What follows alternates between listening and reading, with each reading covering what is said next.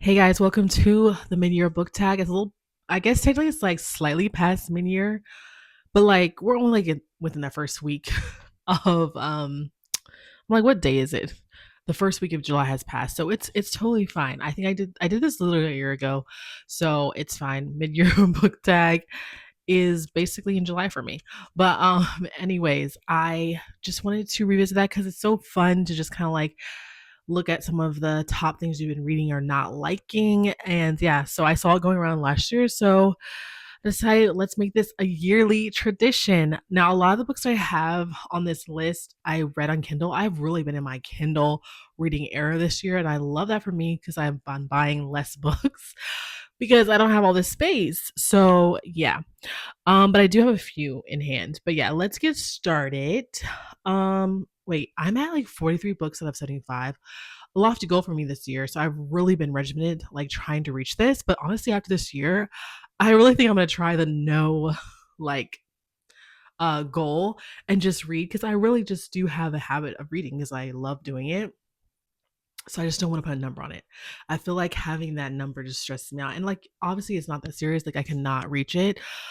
But it feels almost like it could be an easy win if that makes sense. So I hate not reaching it because it's just like just focus and apply yourself and you'll reach it. So I don't know if that makes sense to you, but that's how my brain works. But anyway, I'm making good timing, but I'm like, next year might be a different story. But anyway, the first question is the best book you read so far this year. Um, as always, I have my phone here because I'm not gonna remember all these questions, of course. Um, yes. So the best book, I mean, there's a few that I like highly rated, either between 4 and 5 stars. But I decided to go, and I was about to say this now. I'm like, I feel like I would change it like probably by tomorrow. But right now, I'm going. My heart says "Say You'll Remember Me" by Abby Jimenez. I read that in like May, I think. But yeah, 5 stars. Like literally, I don't know. I just love Abby. Abby's writing is so good. And I'm gonna mention her again on this list. That's why I was like, you know what, I'm gonna have to go with this because it really just checks certain boxes for me. Um Actually, you know what, let me take that back. I was gonna put in multiple spots, but I was like, let me have some variety. So that made me be like, let me put this as the best book so far. Cause I'm like, oh, it could work for that one, it could work for that one. So yeah, that's how I'm like, this is one of my top reads of the year so far. Yeah, I know people, I feel like I've been like mixed on her last two books since last year and this year, but so far, Abby does it for me every time. Like very solid romances that I love so much. And this one was no exception. I was originally nervous about it because of I heard it was so sad, and it is sad. Like the book is really sad, but then it's also very hopeful, and the romance for me is perfect. So it's just like real life, but also the romance part can be the more whimsical, unrealistic part. So I feel like it's the perfect book. Even though it is very, it's I feel like it's one of her most emotional reads. Number two is the worst book you read this far in 2026. I've had a few that I wasn't feeling, but I went with the lowest rated book, which I think that, yeah, I'm like there might be one more, but actually I think this is the only one. The Air He Breathes. I picked up on a whim because, like I said, I've been doing a lot more Kindle reads this year, and so I was just picking up books on Kindle Unlimited, just even like new authors I hadn't really heard of. So I had seen this author from time to time. So I was like, let me try one. And it just I hate it. I felt so bad. I hate having to read a book low.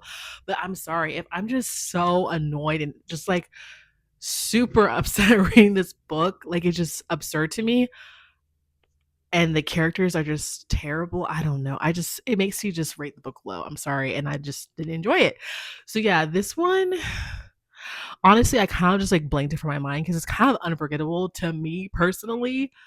But yeah, I don't want to go too in. It just wasn't the book for me. I just felt like the way the main character was acting, the well, actually, the female character too, the FMC. Now I think about it, but the MMC was really irritating me. It was both of them, and now that I think about it, both of them were so irritating, doing the most crazy, insane things that just was like, whoa, this is just like so unrealistic to me in a way that takes me out of the story. That's really what it is. If you take me out of the story, because things can be unrealistic to a degree, because it's like this is a fictional book, But when it gets too much and takes me out, I'm sorry. So yeah, let's move on. For 3 and 4, it's like the best sequel you've read and the worst sequel. And to be honest, I was thinking about that. I'm like, dang, I haven't really read like series this year, but I do read a lot of interconnected series because since I read so much romance. So I don't know if that's considered a sequel necessarily. I guess you could call it a sequel, but it's like it's not really continuing the story from before. There's just like some overlap with like friend groups and stuff. So I don't know if you would consider that a sequel. So honestly, I just went with I went with okay, for the best sequel part, I'm just talking about the best like interconnected next book sequel. So I feel like the best one I've read so far is And Now Back to You. I don't remember what the series is called, but the first one is First Time Caller and the second one's And Now Back to You. Yeah, I thought it was a great like follow up, continuing this little world set in Baltimore, and I loved it. It was so fun. It actually perfect in the winter because it's set in the winter time, but I read in the spring and it was fine for me. Like I still had a great time. Now, as far as the worst sequel, technically, the only series I was gonna say that I've actually been like reading that's continuing is Zone of Glass series. But I don't think the sequel to the first book was worse. So that one doesn't really work. But I will say for Unconnected series, I read Real earlier this year and I loved it so much. And so then I decided to pick up the next one, Score, that just came out last month. And it was kind of a disappointment for me. Like I was really highly anticipating it. And yeah, it just didn't connect for me, that romance. Like it really didn't connect. But I appreciate always that Kennedy is trying to like shed lights on things that people don't necessarily talk about a lot in books, maybe as they should, at least on mainstream. Maybe like smaller indie authors are doing it, but like the main like authors, I don't really think they do, so I appreciate that. For 5, new release you have yet to read but want to in 2026. So I'm gonna go with my girl. I'm gonna go with my girl Abby Jimenez, and I do have this copy which I borrowed from my friends. So it's not even mine. But I'm waiting for the paperback if I really like it. So yeah, The Night We Met was her newest release this springtime. And I was like, it came out in the summer? No, it was springtime. I think it was like April and May. Yes, I really am anticipating reading this. I will be reading it very soon. I actually might be picking up next, to be honest. um, okay, number 6, most anticipated release for the second half of the year. To be honest, I really don't really know what's coming out a lot of times until like maybe a month or two before, like literally the day of, week of. Like I don't really be keeping up that deeply. I'll just be like, oh, I do like this author. Let me read this. But then I thought about it, and I do actually have one that I've been anticipating that comes out later this year because she's been dropping a book every summer because her books are perfect for summer. So I'm a little confused why it's coming out in November. But that is Crash Into You by Simone Saltani. I'm trying to make sure that's the right. Yeah, Crash Into You. But yeah, F1 Formula Romance Interconnected. And yeah, I'm really looking forward to reading that later this year, I guess, because I was looking forward for the summer, but it's okay. That's coming out in the second half of the year, and I will be picking that up before the year ends. The biggest surprise, number 7, biggest surprise of the year. You know, the biggest surprise is a Throne of Glass series. I shouldn't be surprised. That's the thing. Because this series was so hyped up and like it's iconic and classic for people. And I just had this feeling. I just had this feeling. I was like, I just feel like it's not going to connect for me. And that's exactly what's been happening. Oh my goodness. I feel so bad for people that love it because there's people in my life who love it too. And they're like, how's it going? And I'm like, guys, I'm so sorry. Yeah. Throne of Glass I've read and kind of Midnight. Ugh. I'm gonna finish the series because I am curious where it goes, but it really surprised me how much I'm like not really connecting with the story, and the books are only getting longer.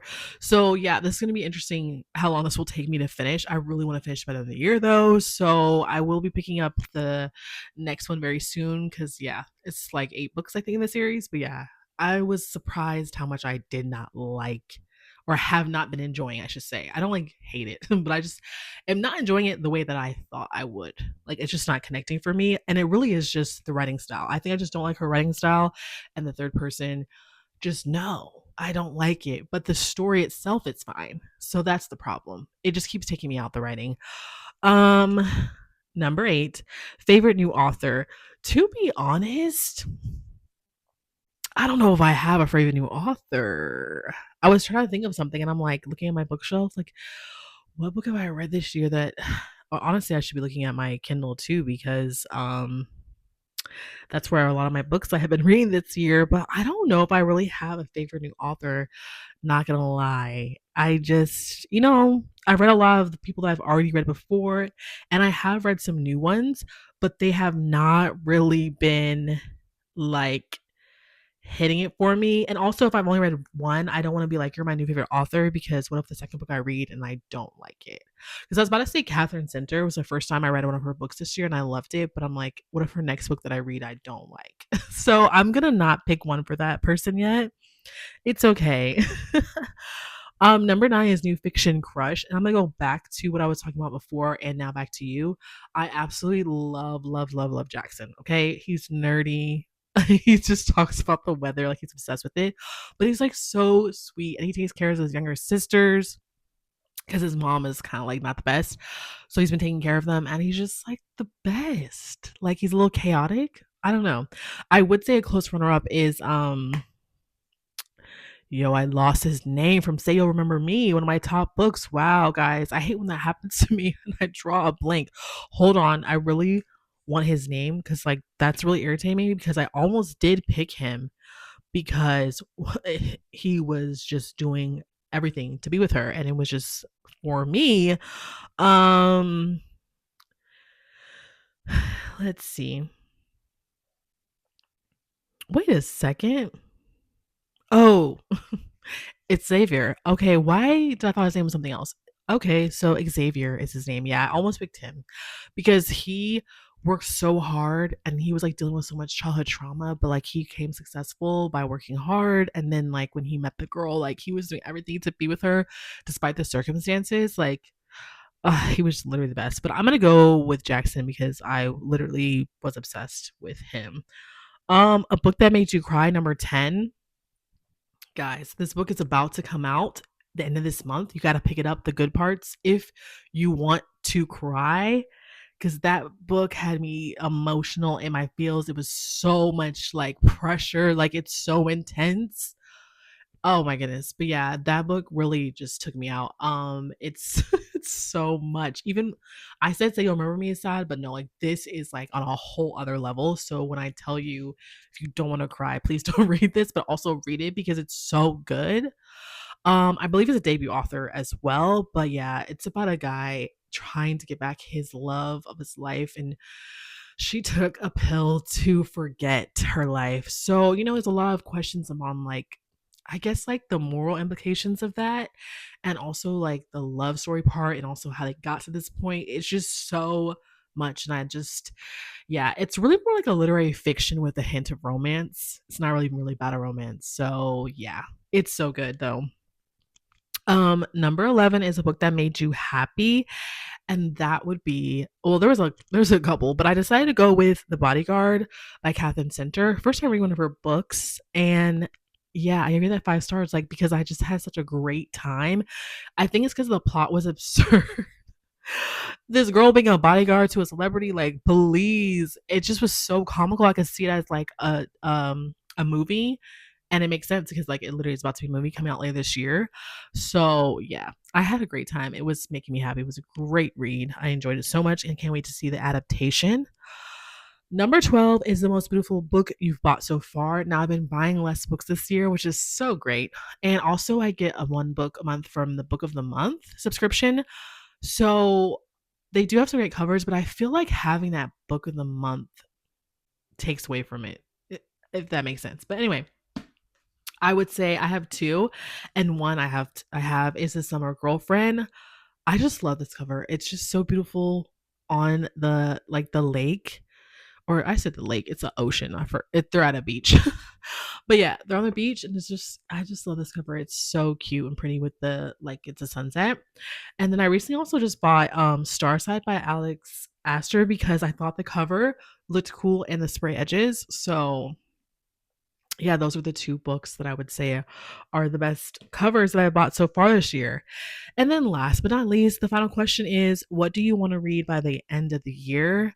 And there's a couple, but the main book that I really wanna read this year, like, I've had this on my TBR such a long time, is Pachinko. Okay, I must read this by the end of this year. I wanna leave it more like fall time because I feel like it'll just work so perfect for that. And then I want to watch the TV adaptation. But yeah, I've had this on my shelf for so long. Like I must read this year. Like please.